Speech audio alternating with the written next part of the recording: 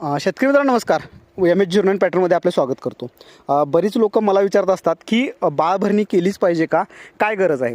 तर शेतकरी मित्रांनो त्याच्या आधी मी तुम्हाला सांगतो, हा पूर्ण प्लॉट आहे जवळपास 10 एकरचा. तर ह्या प्लॉटला वस्ताद किटचा वापर आणि वस्ताद MH जुर्नन पॅटर्नप्रमाणे वस्ताद किट वापरून सगळे बाकी ट्रीटमेंट चालू आहेत.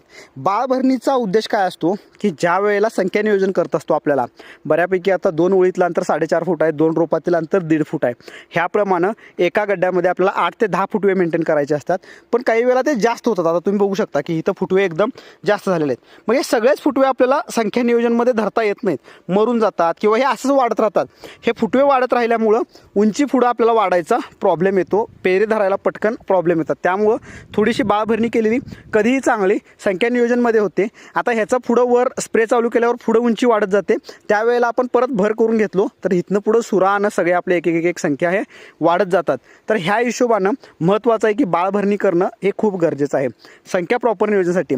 पण तुमच्या संख्या नियोजनात आहेत असं अनावश्यक जर का फुटवे निघत नसले तर तुम्ही बाळभरणीच्या ऐवजी डायरेक्ट भरणी केला तरी चालू शकतं, त्याला काही अडचण येत नाही. आपल्याला उद्देश हाच आहे की संख्या कंट्रोलमध्ये ठेवणं.